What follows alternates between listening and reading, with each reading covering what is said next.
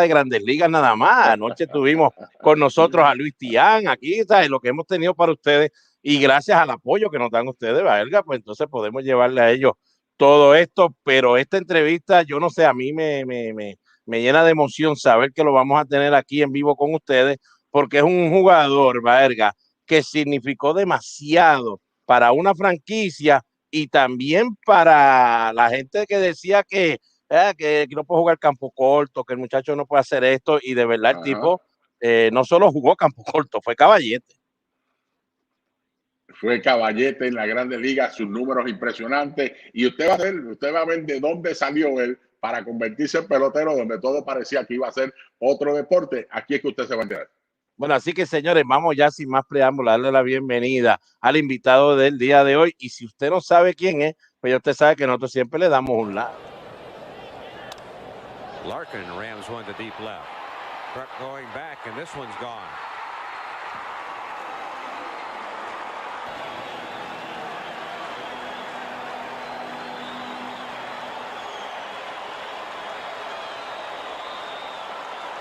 Well, Barry Larkin gets his first major league home run. And counter that on a long fly ball. There's a long drive, left center, and Larkin has hit another one. Barry Larkin unloaded his 12th home run to tie his best year in the big leagues. That's the third time he's hit 12 in a season, but here we are on June 28th, and he's done it to give the Reds a 2-0 lead. Had 2 or 3. Swing and a drive deep into right field. That ball is gone. Home run, Barry Larkin. His 8th of the year, and the Reds lead it 5-1.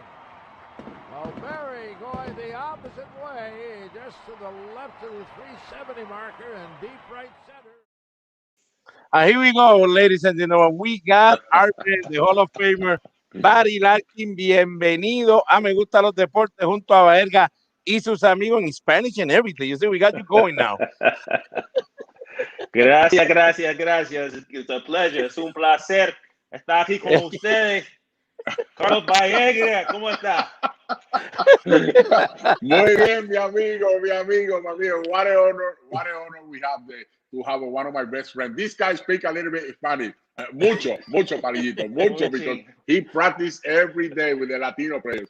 But this guy is a very special guy. I had the opportunity to practice with him because I never, make it, in the club, because when I got to Cincinnati, I was hurt. But God gave me the opportunity to watch him play a lot. And that was a special guy. A clutch guy fielding, clutch guy hitting. When you need to catch the ball, this guy catches. When you need to get a base hit to tie the game, to get ahead, this guy was a clutch. That's why I call him Mr. Clutch. What an honor to have you today with us, Barry. What a special guy. Barry, where are you from? Well, I'm from Cincinnati, originally from Cincinnati, but I live now in Florida.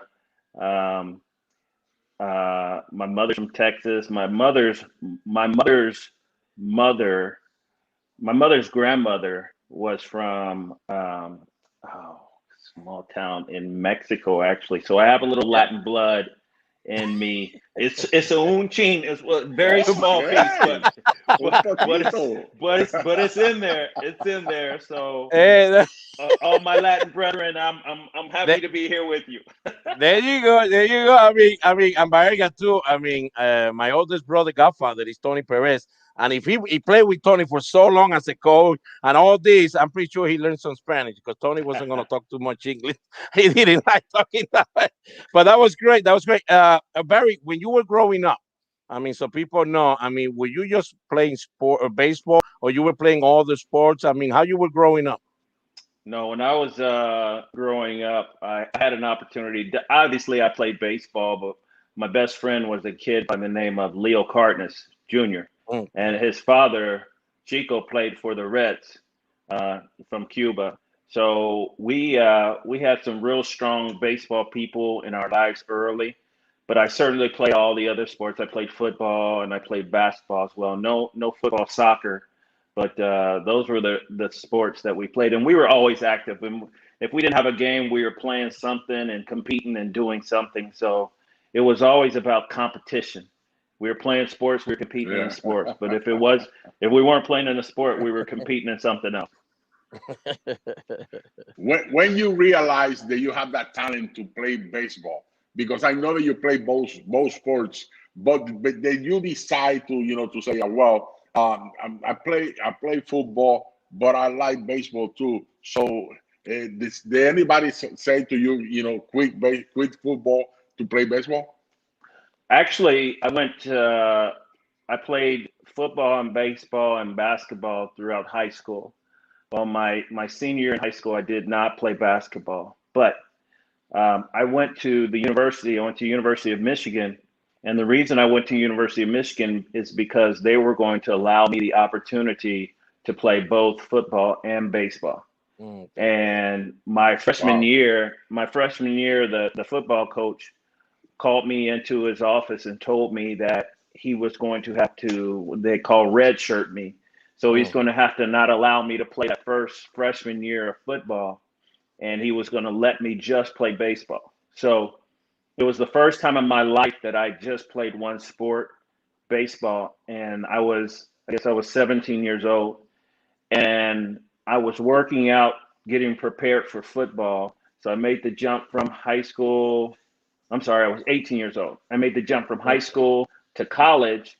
And I was maturing as a young man. I was getting stronger. I was working out for football, which is totally different than working out for baseball. And I was getting bigger and stronger.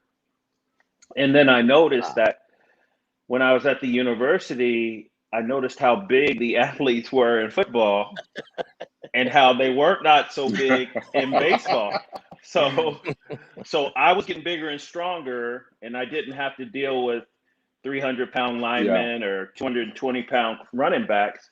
And so I just played baseball. It was the first time in my life, but it wasn't my decision. It was the decision of the head football coach, Bo Schembechler, who decided that I was just going to play baseball. And then after that, I played well in baseball. I did well, and I didn't have some of the injuries that I had with football.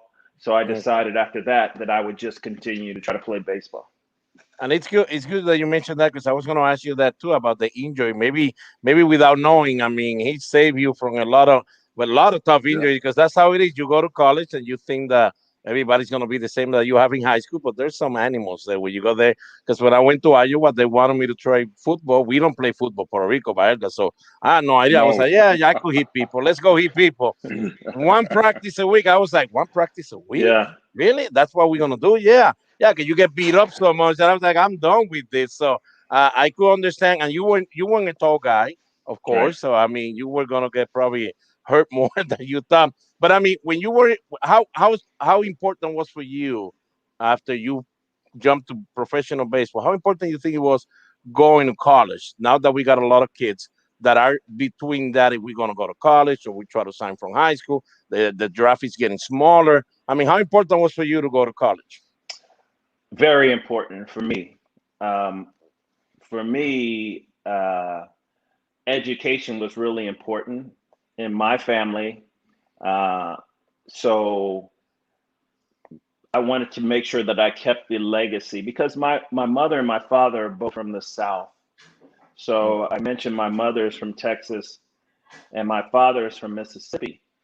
And it was very important for them to make sure to get out of their situation where they were born and to be able to further themselves. And neither one of them participated in professional sports. So they had to use their mind and their education to kind of get out of their circumstances and continue to progress and be able to achieve some level of financial success. So education was important to them, and therefore education was important to me.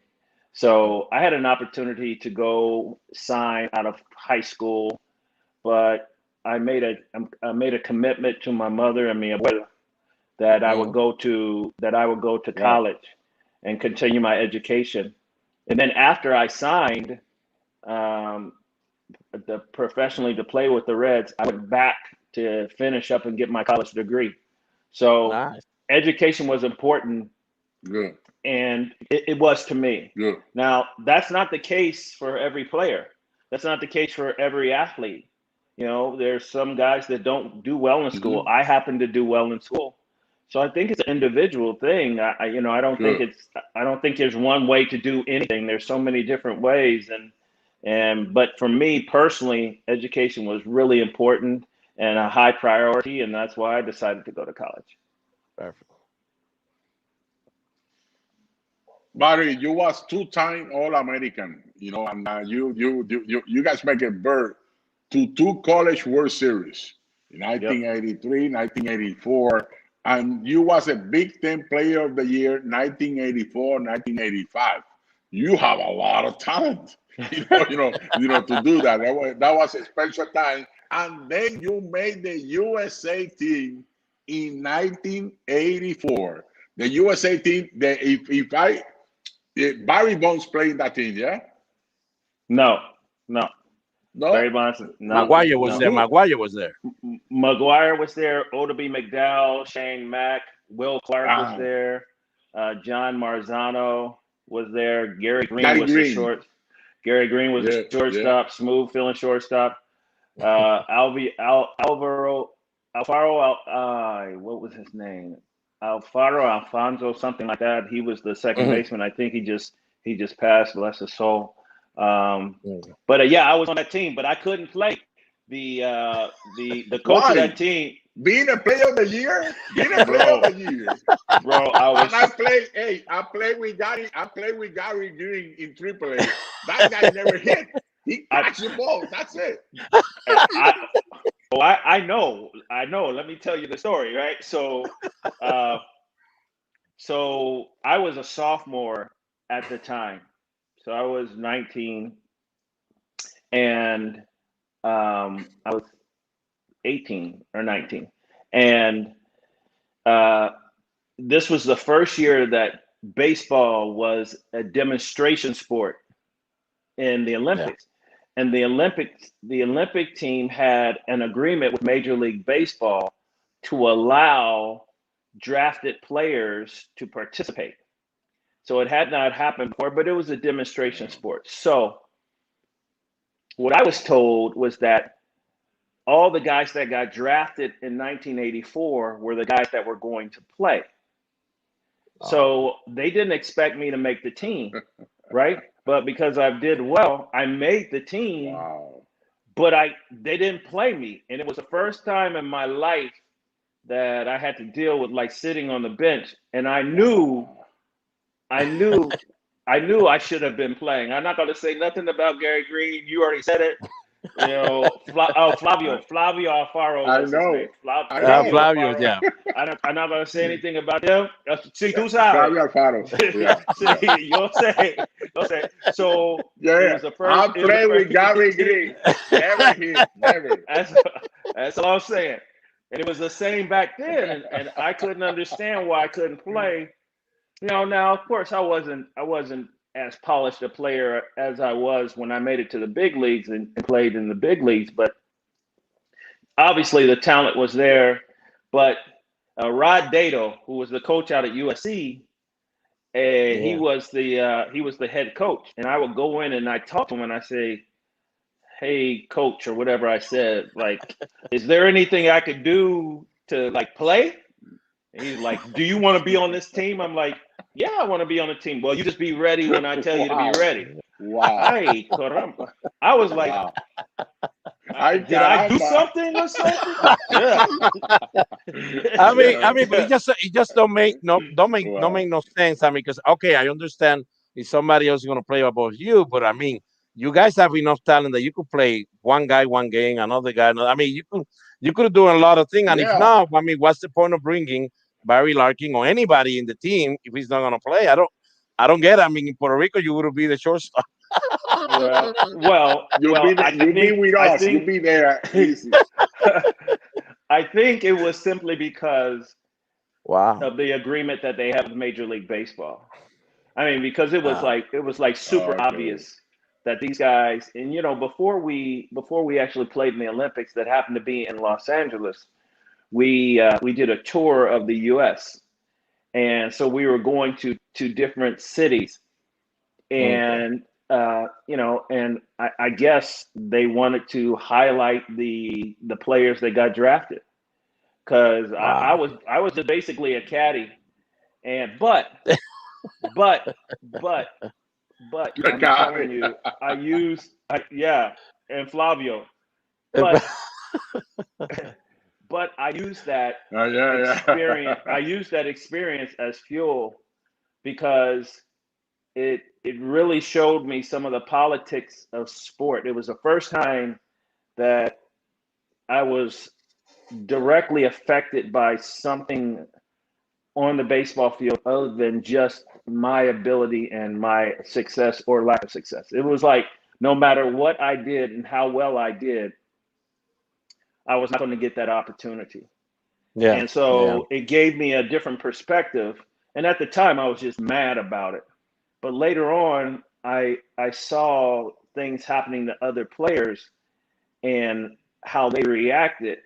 And then I saw, okay, I understand what that player is going through. So I was able to be more sympathetic to different players. And I think because of that, it was able to, I was the captain of the team because of my relationship with the players. It allowed me to have a little better perspective to understand some of the things that the guys that weren't the frontline guys, some of the things that the replacement guys were going through. So, every experience for me, I try to make a positive out of everything. At the time, it wasn't positive, but afterwards, I bet you, your mom and dad are like, don't worry about it. You go to college. Don't worry about it. You're okay. You'll be all right. Yeah. They were like that. They were like that, but I didn't want to hear that at 18 and 19 years old. I know. If I'm a better player, I gotta play, right? Right. Yeah. How you win the Player of the Year and you don't play with the national team? That's amazing. I never gonna see it. But Palillito. No, that's interesting. I mean, but all of a sudden, they comes you get drafted by the Reds and all that. First round pick. First of all, you got drafted second round, don't it? See, in high school, in '82, I got drafted by the Reds in the second round. And then you were drafted then in the first round in 84, isn't it? 85, first round. 85. Yeah. And it was nice because I remember hearing people talking about, Pete Rose came from Cincinnati, and he's the Ohio guy, our man, and everybody kept saying, this first round pick from Ohio, from Cincinnati. I mean, this could be the next guy too that could be here for a long time. But at that time, I mean, you're just probably happy you just got drafted and you're ready to play baseball. I mean, how that moment felt when they call you and tell you that you're in the first round. Now you could watch it on TV, but now that back then it was just get a phone call. Yeah, back then it was just a phone call, and it's a lot different now than it was back at that time. But I was excited about it, and it was something that I was concerned that when I did not accept the draft because I wanted to go to school, I was concerned that the Reds would not have another opportunity to draft me because, what was being said is I was going to be a high round draft pick. And if the Reds did well, then they wouldn't have a draft pick until later on in the first round. So I wouldn't be around. So I heard that the Reds and the Pirates were talking about, and I was a big Pirate fan also because of Roberto Clemente. So I was like, if I go to the Reds, okay. If I go to the Pirates, okay. Right. So You'll be happy. I heard the Reds and I heard the Pirates, but the Reds selected me. I was super excited about it, and it didn't take long. I got drafted in '85. I went right to AA. And it was funny because in college, unlike now, in college, we never used wood bats. We always used aluminum bats. So my swing was So my swing was a little bit different in in college. And then when I went to sign, I got a dozen new bats with my name on it, right? I played 1 3-game series. After the 3-game series, I had 1 bat left. happened to everybody, Bobby. That happened to everybody. Three game series. I had one bat left. And I hit one home run that year. But I did win. That was in 1985, and I played in Burlington, Vermont. And I slept on the floor of an apartment. My buddy Pryor was there. Listen to this. I lived with him and a guy named Terry McGriff, and I slept on the floor of an apartment on top of a restaurant called the Rusty Scuffer. And so it was like, everybody thinks that it's all this glamour, all this great stuff going on. No. It's nice that Baerga, you mentioned Terry McGriff. Terry McGriff, I play independent league with him. I mean, he was already older and all that, but Terry, catcher and all that. He always tells stories. And that was not that story, but that was one of the things that he always kept telling the kids, I mean, everything is not glamour and all that. So don't get mad that independent, you're sleeping on the floor or something, because trust me, if you play in the minor league, it's going to be the same way. We did it too, Baerga. Bartolo Colon had to sleep in bed. Whenever he was going to pitch the next day, well, Bartolo, you have the bed. Next time I hit the bed. I mean, so I remember all that. I mean, even guys that got drafted with good money, because that first year, Barry, you know how it was. I thought you get drafted and you get your money right away. Nah, I mean, you have to wait months before you could even see a check. So, I mean, you have to do with a lot of spaghetti, meatball, and mac and cheese to be able to make it. I think when I got my first check, I think I was making $600 a month. Wow. And we were getting, so I think I got every paycheck, I think I got $300, but I was good. $300. I was ready to go. Mucho chicken, mucho McDonald's, mucho everything in there. Oh my God. That's when I learned. You know what? This is good.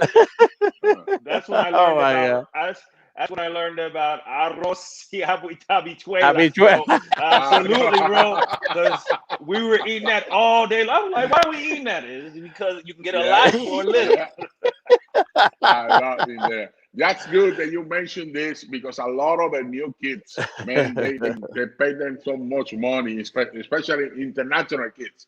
International kid with 60 years old, making $2 million, 1.7, 1.8, and right away they you want to buy a car, jewelry, stuff like that, and they don't know what it takes to a lot of players. What they used to be like at the time that Roberto Clemente, at the time the Tony that we had the other day. Tony Oliva was here, Tony Oliva, all those players, they went through a tough time, and how they never.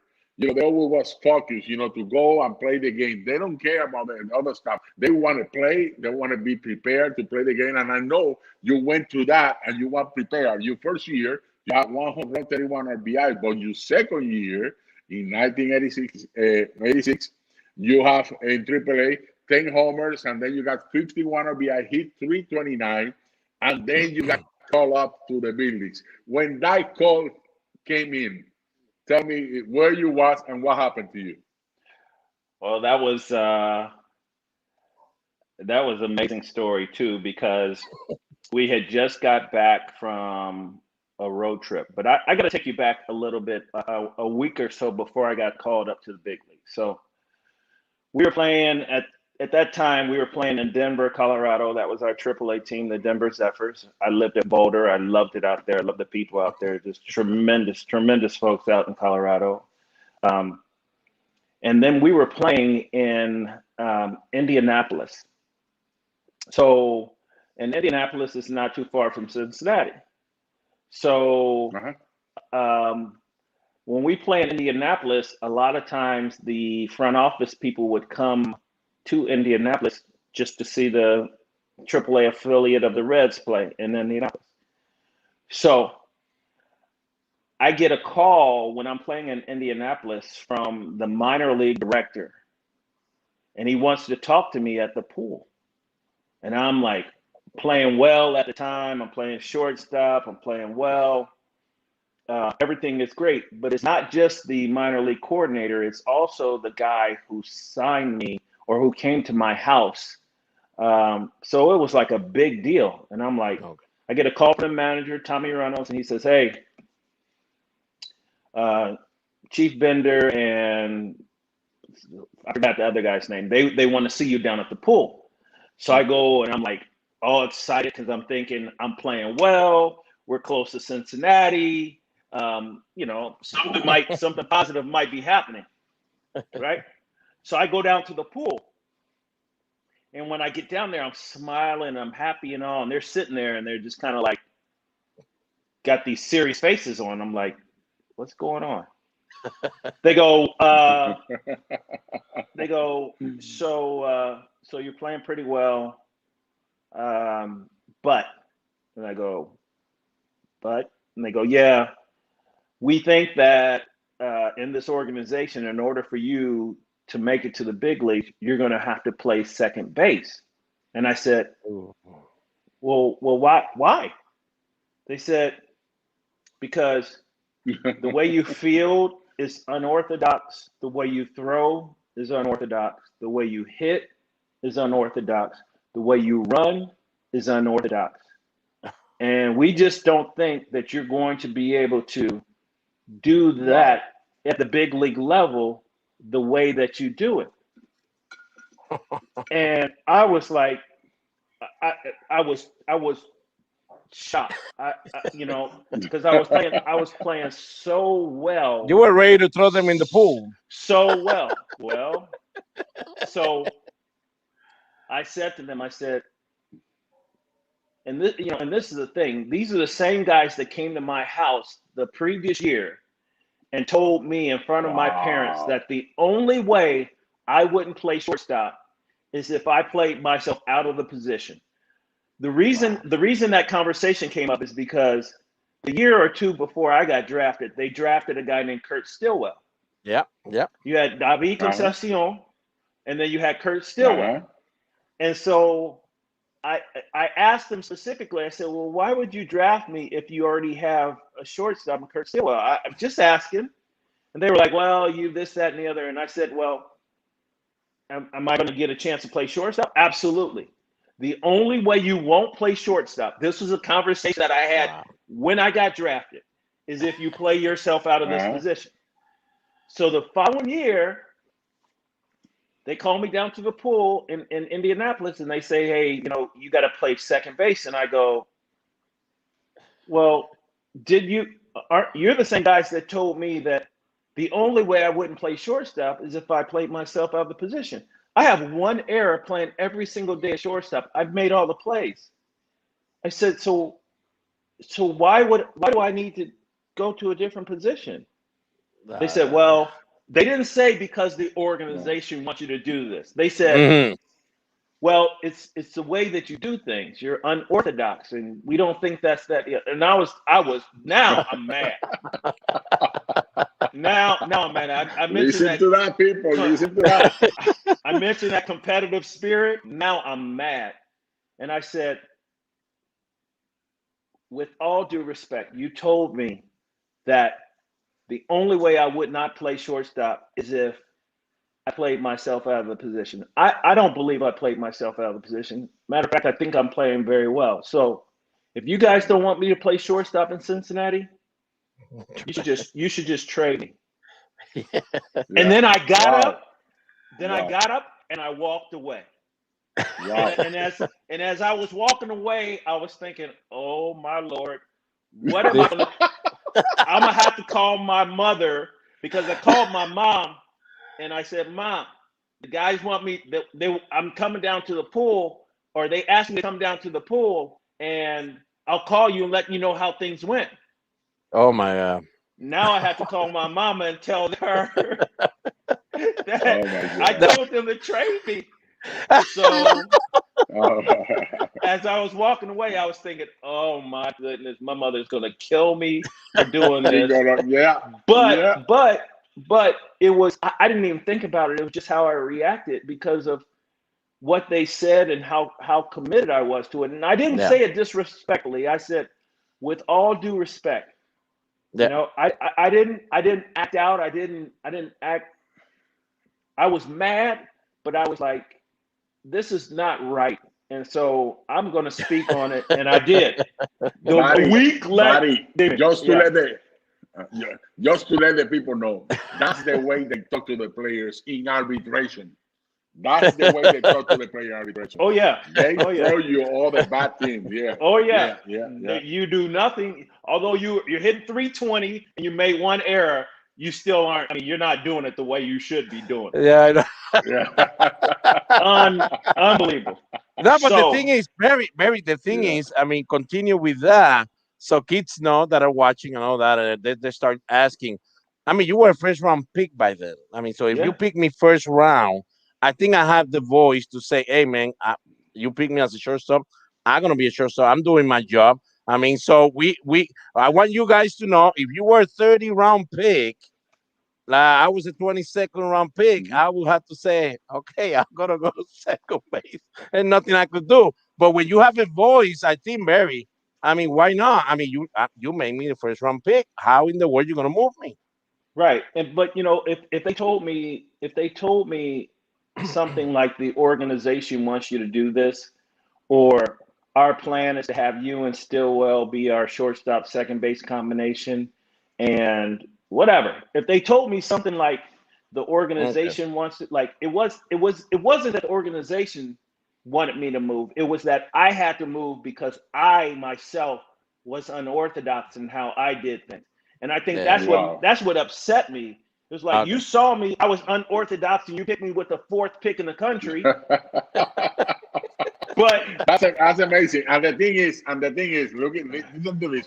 He win the Rookie of the Year in the minor leagues, and then he win in AAA the Player of the Year of the organization. So he didn't do anything wrong. This is amazing. You know what? The bad thing is here is when they give you a Player of the Year, anywhere they give it to you, they don't like it. They don't like it. So let me finish. So go ahead. So a week after, so I got up and I walked away, and then we finished playing. Then we go on the road, and a week later, I get a call from Pete Rose, and it said, "Hey, I need you in Cincinnati tomorrow night. You're my starting shortstop." I'm like, "What?" Right? So a week later, I get a call to go to Cincinnati. So we just got back off the road. You asked me where I was. I was in Boulder, Colorado at my apartment. I was unpacking my stuff. I lived with a guy named Orsino Hill. And we were going through unpacking our stuff, and I got a call from Pete Rose. And I was like, oh my goodness. So I had to catch a flight, like, I think he called me like 6 o'clock in the morning. I had to catch a flight at like 9:30 that day in order to get back to Cincinnati, because, you know, when you fly from the West Coast back to the East Coast, you lose all these hours, right? 3 hours it was at the time. So I was supposed to fly and connect in, I don't know. I think I was supposed to fly out of Denver to somewhere to get to Cincinnati. And I was supposed to get to Cincinnati at 4 o'clock for a 7:05 game, or 5 o'clock for a 7:35 game. So I make my first flight. So I throw all my stuff into a bag, and Orsino's like, no, I'll just send you the rest of the stuff. You just got to go. So I took my baseball stuff, put it in the bag, a couple items, got in the bag, got on the plane. And I think I got on the plane like a couple minutes, like 30 minutes before they closed the door. So I was huffing and puffing, and, you know, I was sweating, all this kind of stuff. So we get on the plane, and then the plane is delayed. And they said, well, we were supposed to fly to Chicago, but there's weather in Chicago. So our plane is going to have to be redirected. So we went from Denver to Dallas, Fort Worth.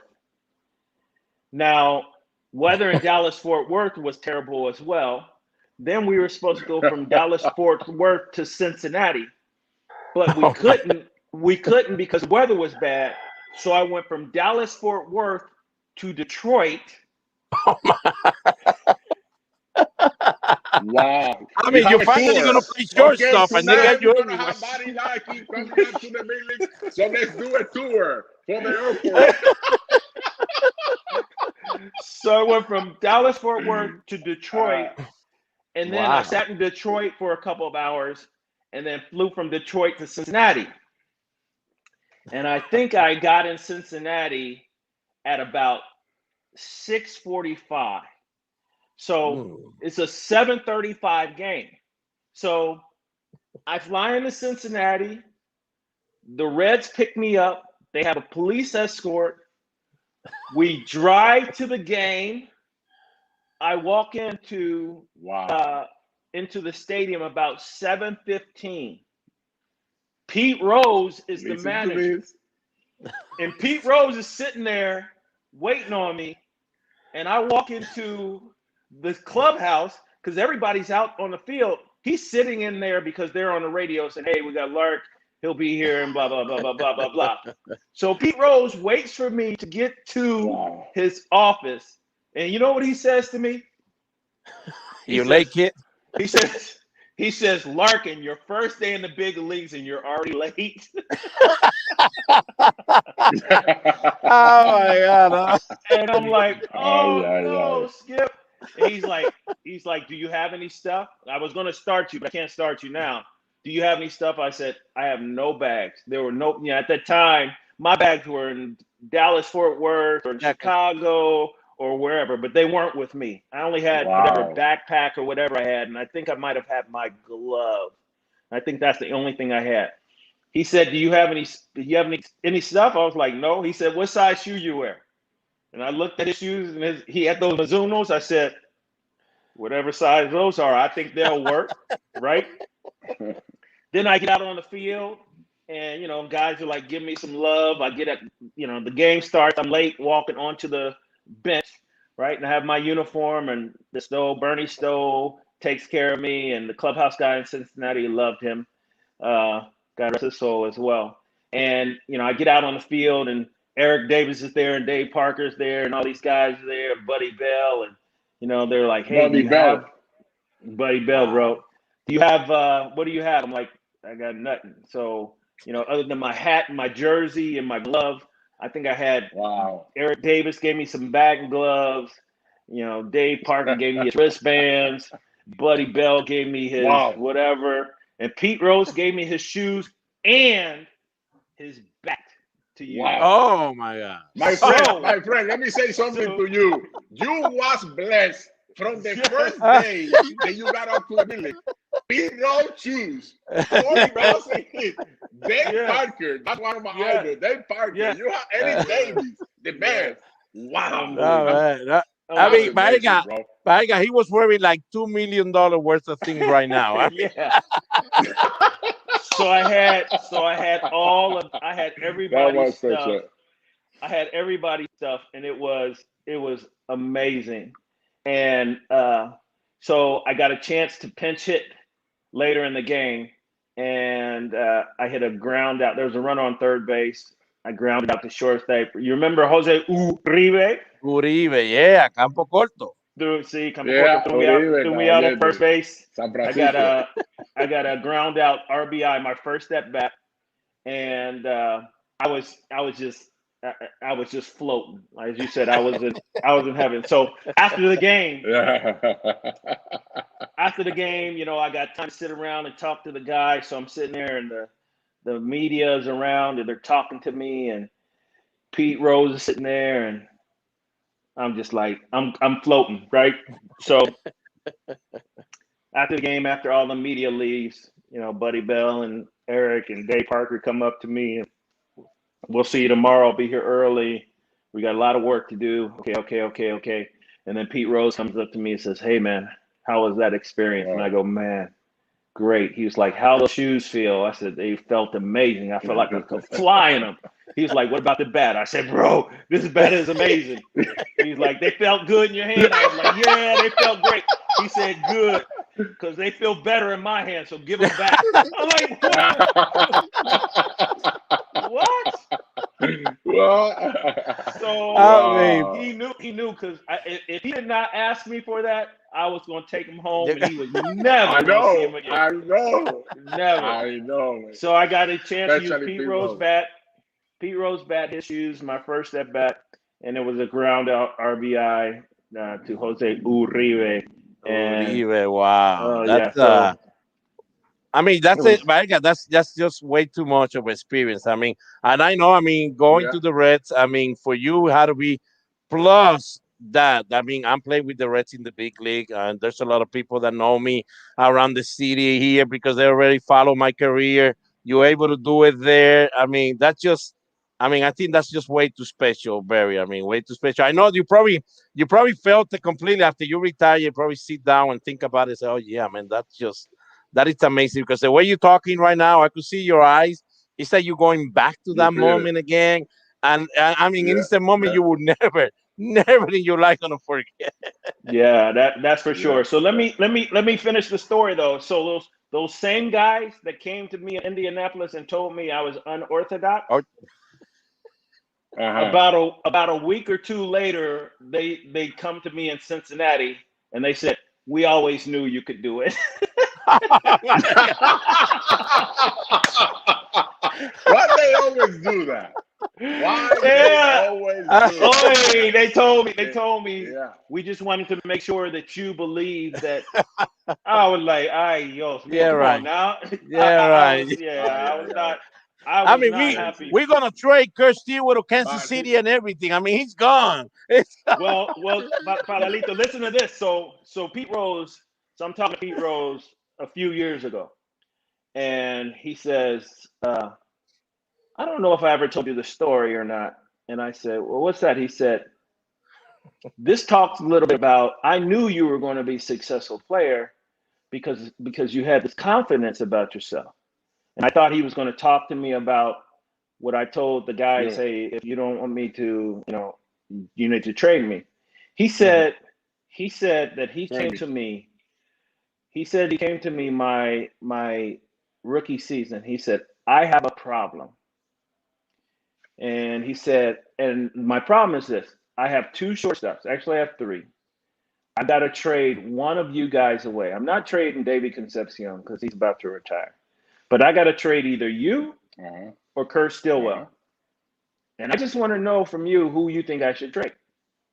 Now, he said that I said to him, well, you better go ahead and trade Stillwell because I'm going to be your shortstop for the next 15 to 20 years. Good. He said that I said that to him. And I'm going, there is no way I said this to Pete Rose. He said, yes, you did. And that's the reason. Wow. And I saw it in your eyes. And that's the reason I traded Stillwell is because you told me you were going to be the first, you were going to be my shortstop for the next 15 to 20 years. You are my first and my only Hall of Fame baseball player. And that and I knew that because the look in your eye, and you told me that you were going to be that guy. I was like, that's determination. That's determination. That's attitude. That character that you have when you believe in yourself, when you believe in your talent. And there's a lot of players in the building right now that they don't even have that.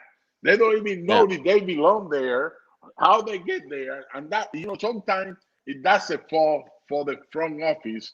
Then they bring people too quick and then they send it back right away and they say, you cannot play in the business. That's it. So that's why it's important to prepare yourself, be strong here mentally. So when you get there, you're going to go through a tough time, but you know that you're going to get out. So that's a big thing right there. My friend, 1988, you made your first All-Star game. Tell us about that because that's something special. Yeah, that was amazing. An amazing experience as well as my second full year. I got called up in 86. 87 was my first full year. And I think that was my first home run, Lamar Hoyt. Yeah, you were wearing number 15. Yeah. Yeah. I was wearing 15, and I wanted number 11, but Stillwell was wearing number 11. And when Stillwell left to go to Kansas City, I wore that. Look at Buddy Bell. Yeah, now look Buddy at the Bell. love. I mean, they got the love, man. They love you, man. They love you from day one. Pete Rose, Buddy Bell. Yeah. Just some John Franco right there, Teddy Power, Eric, Dave Parker's right there. I mean, these guys were amazing. So my first All-Star game. Damn. You saying something? No, go ahead. Okay, so 1988 was my first All-Star game, and it was amazing because the captain of the team, the honorary captain of the team, was Willie Stargell. Oh. And so I wasn't starting. Yeah, I wasn't starting, but I had a chance to sit there. The All-Star game experience it's amazing because you're playing with all the best players in the game at the time. And, I was a young player and I was just trying to take in I was 24 years old. I was trying to take it all in, and I was around so many great older baseball players. I was like one of two really younger players there, and playing in Cincinnati, my hometown. So it was just incredible. But Willie Stargell the whole time was talking to me about the difference between the American League and the National League, because at that time there was no interleague play. Yeah. And he said, eventually when you go to the playoffs, you'll see these guys. And so we were just sitting there and talking the whole game. And then whoever was the coach, I forgot who was the manager of the All-Star team, told me I was going to pinch hit in the game. And Dennis Eckersley was either coming in or whatever. So Willie Stargell sat there and told me about Dennis Eckersley and told me, now listen, these American League guys, they pitch backwards. They throw a lot of breaking balls. So don't even go up there thinking fastball. Just go up there and wait on his daggone breaking ball, because that's all they throw. He was talking about how pretty they are and all this kind of stuff. And I was like, really? He's like, yeah. He had me 100% convinced that I wasn't going to see a four-seam fastball, right? So I go up there, first pitch, fastball. Take it. You look at I'm gonna sit on this breaking ball. Second pitch, fastball. I'm like, hold on a second. Third pitch, I swing and foul tip it into the catcher's glove, strike 3.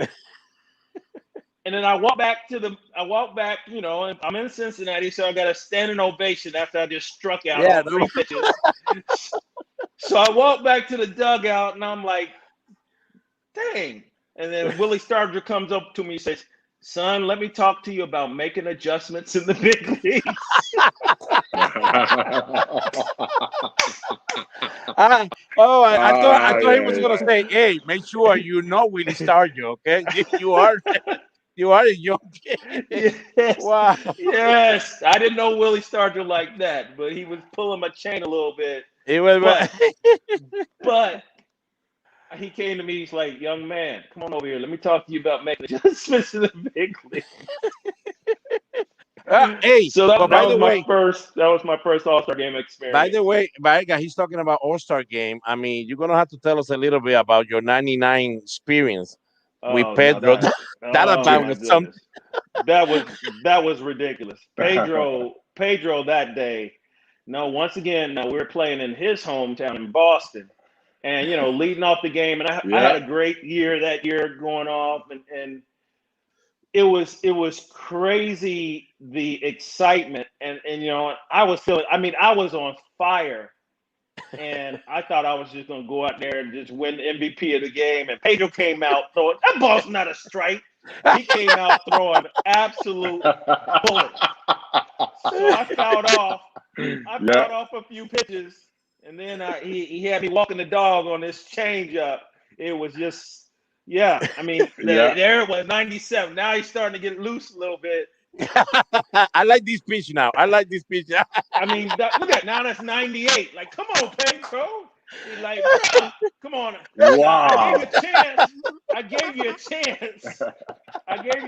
And you just kept fouling them off. So that ball was way off the plate. I saw Pedro. Next time I saw Pedro after that, I was like, man, see, you ain't even right. He's like, bro, I gave you a chance. I threw you about 4 or 5 strikes. All you had to do is just make contact. I'm like, I mean, how tough was to face him? I mean, because people think that when we tell them that Pedro was something amazing, people are like, there's no way, he's not that tall. I mean, what else did Pedro have? But I mean, how tough was when you get in the box? Pedro was different because, you know, you would expect to have Pedro was different. The ball came out of his hand differently. It's tough to explain because I liked facing shorter pitchers because they didn't have so much tilt. I guess this one, so much tilt. They didn't have tilt on their ball, and you know, and so for me, I'm trying to keep this light out of your guys' face. So for me, for me, I like facing guys that threw kind of a flat ball, but Pedro's ball had like giddy up on it, and it was, I don't know, it was something. I talked to him later on, and I found out how flexible his fingers were, and how the ball kind of stayed in his hand a little bit longer, and how, you know, he created so much whip with his fingers being, you know, so like elastic and all this kind of stuff, and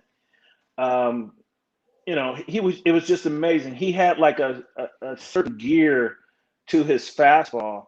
It wasn't a normal fastball, you know. It was like it was amazing. And then his changeup, all of his pitches were amazing. And they were all amazing. And you know, you get excited, like when you face like a Randy Johnson or a Roger Clemens or even a Nolan Ryan. You know, you get excited. You know, a bigger guy, you get excited because, you know, you could see the power out there and they're bringing it, and you're getting prepared for it. But with Pedro, it was like, okay, you know, he's not as big as me, and where does all this power come from? Yeah. But he used to throw the ball. I got to tell you a story about Pedro.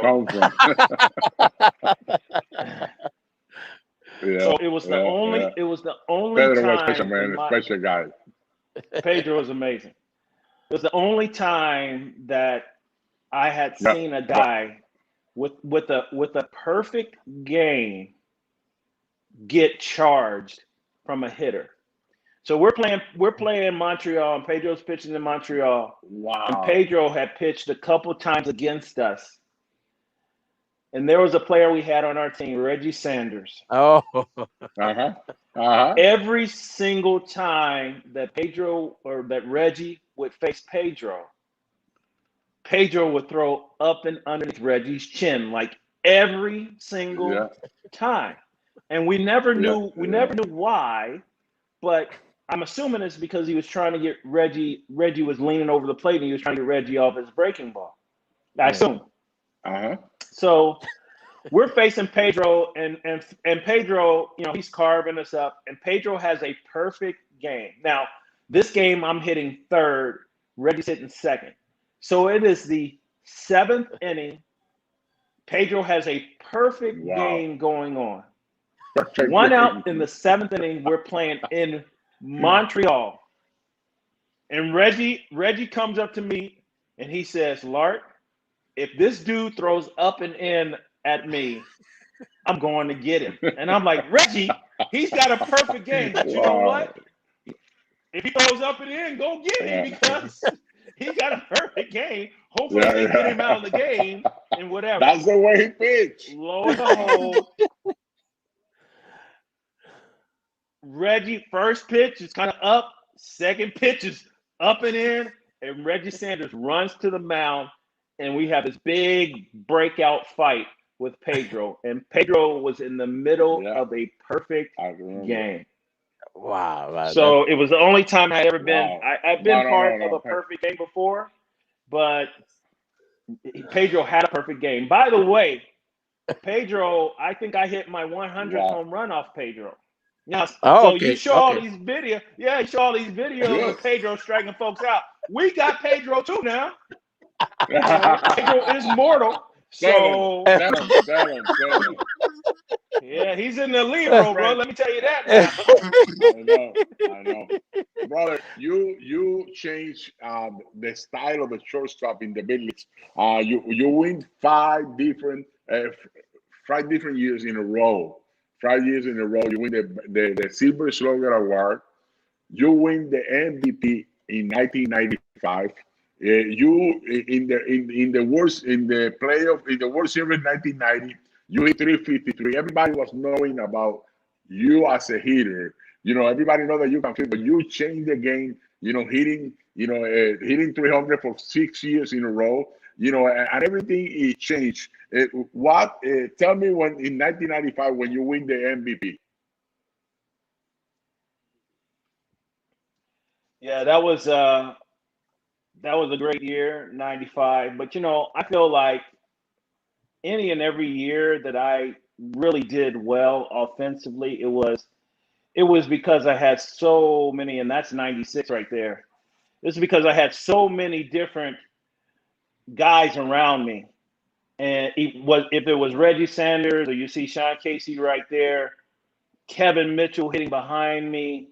One year I had a great year. Deion Sanders was hitting in front of me. You know, I just had so many great players around me. Ron Gant was on top of his game at that time. Greg Vaughn, you know, Dimitri Young. I had a whole bunch of really, really good players hitting either in front of me or behind me. And in 95, you know, it was just one of those years. I think Deion was there. I don't know if Deion was there in 95 or not. Deion was there, and I mentioned all those other guys. It was like, okay, are we going to pitch to Lark, or are we going to face Kevin Mitchell? No, we're going to pitch to Barry, right? Or Junior, you know, Griffey came to Cincinnati later on, and, you know, I'm hitting in front of Junior. So I'm seeing fastball pitches out over the plate, hittable pitches all day long because they don't want to face Junior with me on base. So, you know, so for me, it was a great season. You know, that year in 95, we had, you know, we were winning. We went to the playoffs. Unfortunately, we got beat by Atlanta in the first round of the playoffs, but we were playing super well. The team was doing well. And I think the reason that I won the MVP was, and I talked to Peter Gammons about this a little bit, it's because of the intangibles.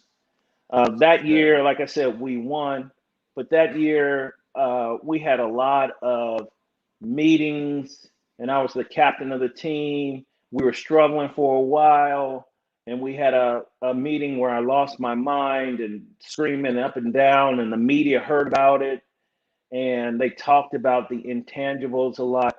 And then we won a lot of games that we weren't supposed to win.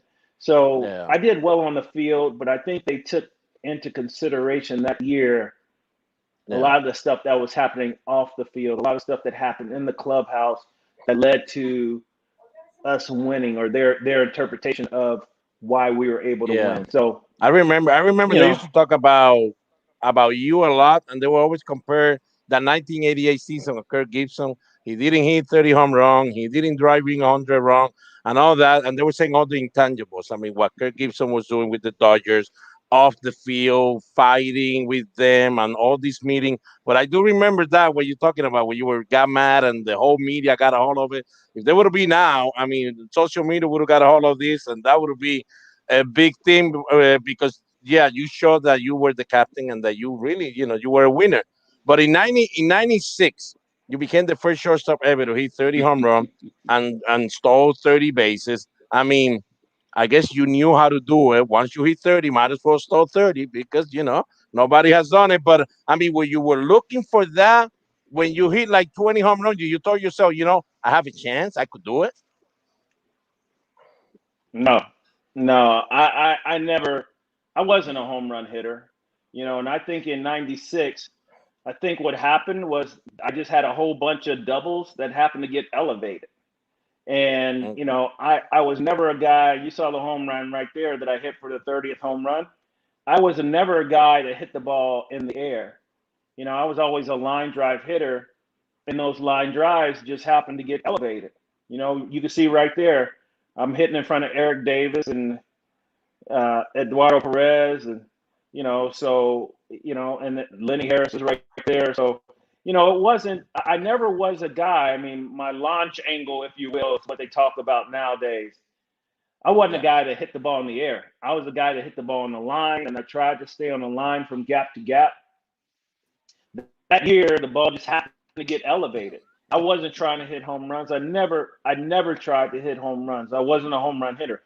Actually, the times that I tried to hit home runs were the times that I struck out or hit ground balls because I could not work that way. You know, I just wasn't that guy. So it was funny because in '96, I mean, I was in great shape, and, you know, I was on top of my game physically.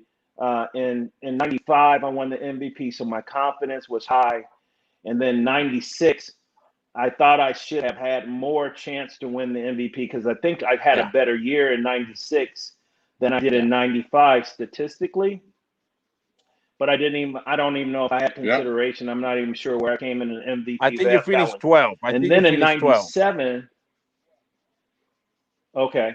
And then '97, I tore my Achilles. Right, so I tore my Achilles in spring training. I remember we were facing Roger Clemens. We were playing in Dunedin, Florida. He was with Toronto at the time. It was rainy or kind of wet, and I hit a ball, and I went to run to first base, and I slipped. My spike slipped on home plate, and I felt like a snap in the back of my left calf, and that was the beginning of the tear of my Achilles. But anyway, in '97, after I hit 33 home runs in '96.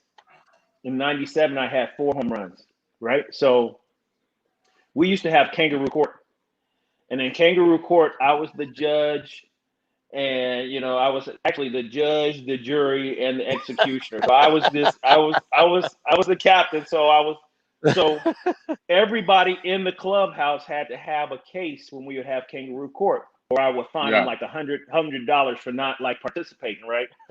So we get around the room, and, you know, we're getting to the end, and, you know, I get to Jose Rio or someone, and I was like, okay, so do you have a case? He's like, yeah, I have a case. I have a case against you, Judge. And I'm like, oh my goodness, what's this one gonna be?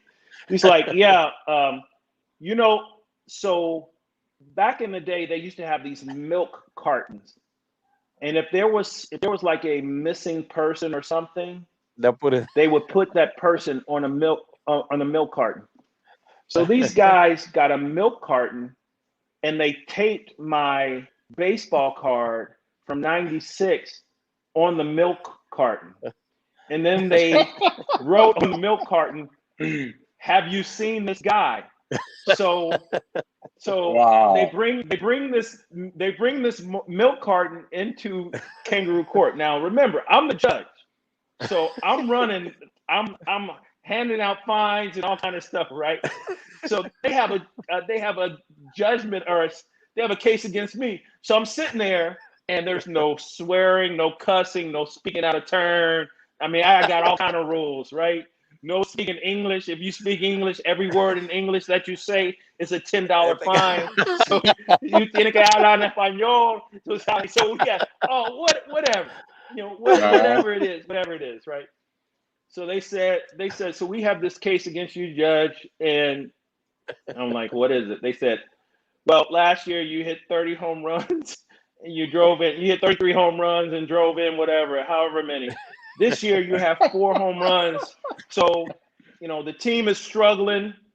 You hit almost 30 home runs less. The team is struggling. So we need to fine you just, I mean, I don't know, $50 a home run for letting down the team. I was like, oh my goodness. So it was an expensive fine. Let me tell you what happened.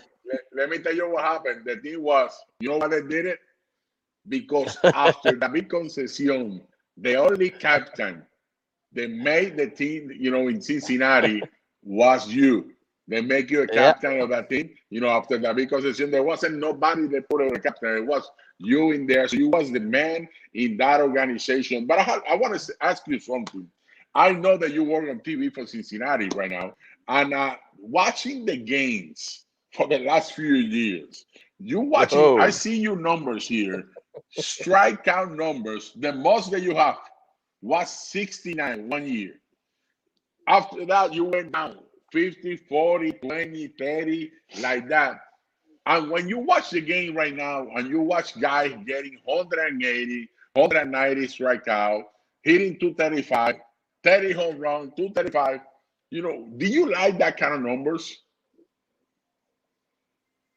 You know, it's a different game, Carlo. So for me, I try not to compare how the game was played when we played to how the game is played now. I think if I were playing now, I would not strike out as much as these guys, because for me, it was something personal.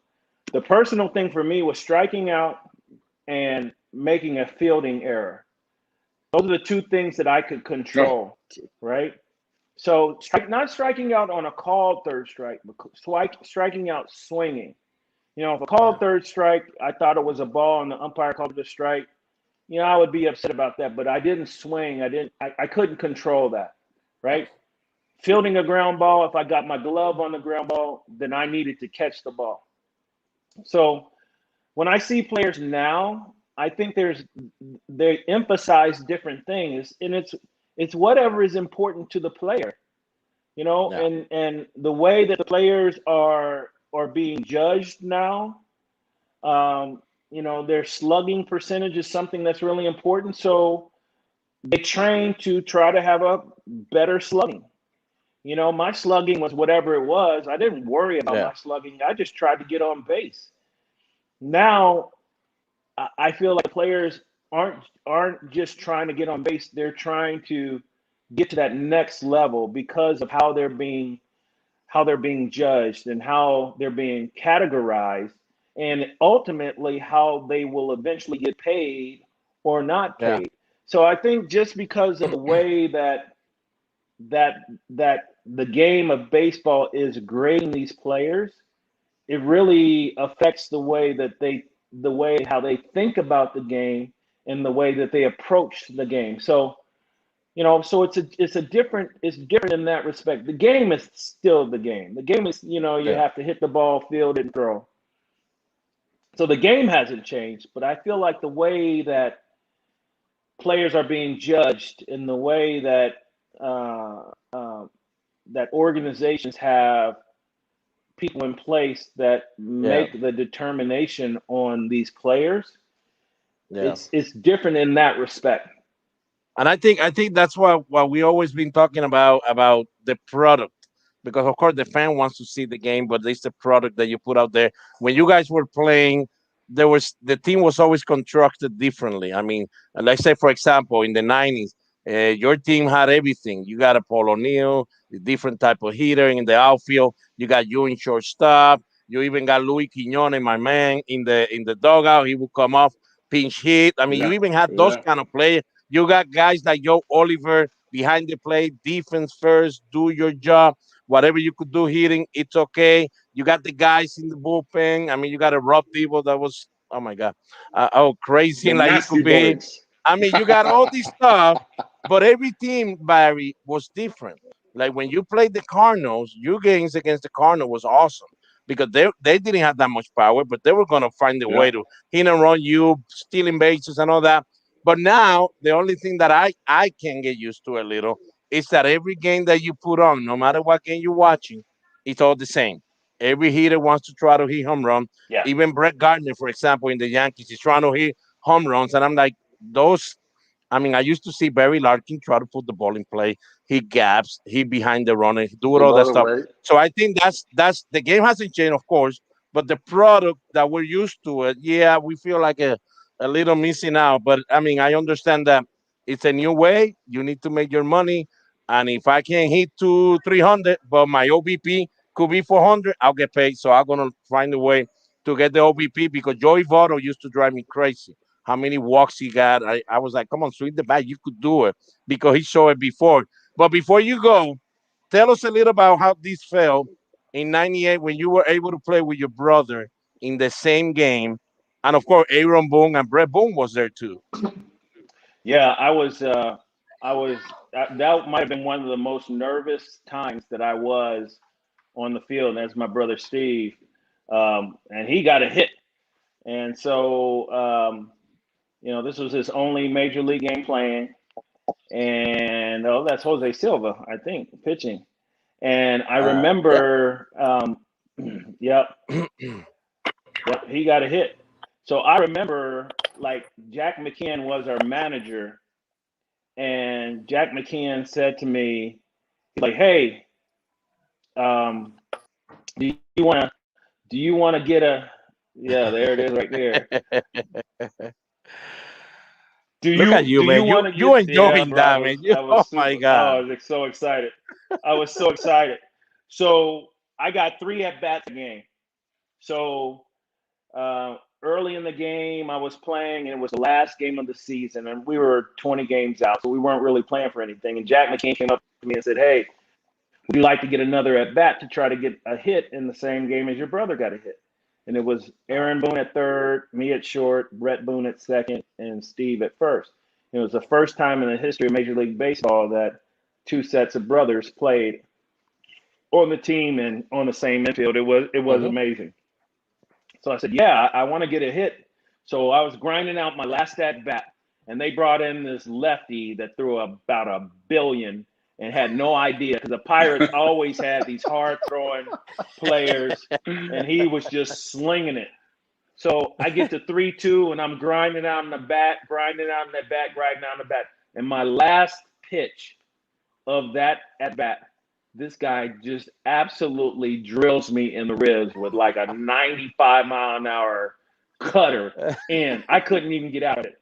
And for that whole winter, I wore this big old bruise on my left rib cage and couldn't breathe, trying to get a hit in the same game as my brother.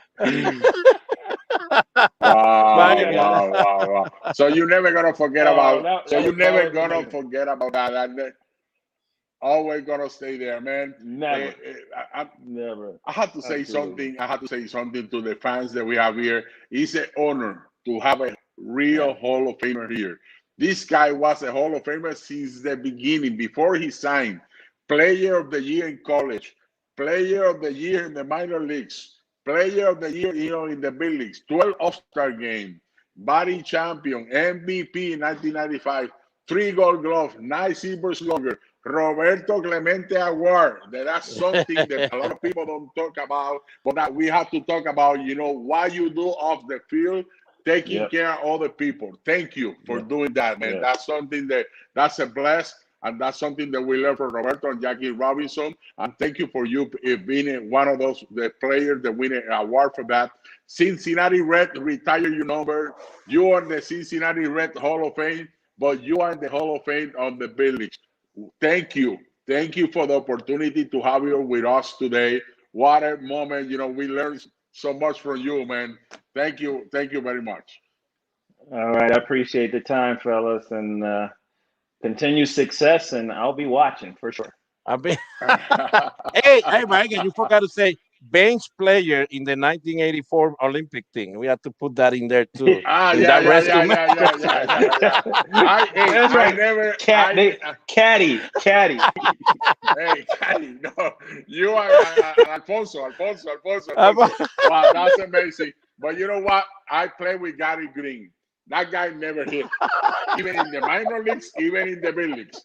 I don't know how he do not play in front of him, but you know what? It was an honor today to have you with us. What a story you have, man. And thanks to your mother and your father, to the people that just got in, late. You know what? You have to listen to this, you have to see this video, because the family said to him, we have to study. You have to go to college. That's more important than anything. And that's something that a lot of parents now, they forget about, the important is to study, man. Brother, God bless you. All the best for you. Thank you for being an awesome guy and a Hall of Famer for us, man. Thank you. All right, brother. Thanks for having me. No, man, muchas gracias. Well, ahí, señores, teníamos a Barry Larkin. Yo sé que, ¿verdad? Uno se acostumbra a Baerga, a hablar un poquito inglés y toda esa cuestión y se le queda pegado el inglés a uno. Pero nada, un caballete de verdad, Barry Larkin con el equipo de Cincinnati, tuvo toda su carrera con el equipo de Cincinnati, naciendo y, ¿verdad? Y criándose ahí en Cincinnati, que tiene algo bien bueno. Y Leo Cárdenas, que él habló de Leo Cárdenas, que era un cubano que jugó en Grande Liga con Cincinnati, y después tener la oportunidad, Vargas, llegar a Cincinnati ahí, pero sí recuerdo cuando se hablaba Barry Larkin, pero Kurt Stewart va a ser el caballo, y mira, terminó siendo Barry Larkin que se quedó ahí, pero wow, qué historia fenomenal, de verdad. No, espectacular la historia de él, y él y Gary y Carrie, que cambiaron la mentalidad que mucha gente tenía de lo que era un campo corto, ¿entiendes? Campo corto había que coger la bola porque Ozzie Smith, por tantos años primero que él, ¿entiendes? Ganándose el guante de oro y todas estas cosas. Pero este hombre hacía las dos y de verdad que era espectacular. Era como le dijeron ¿cómo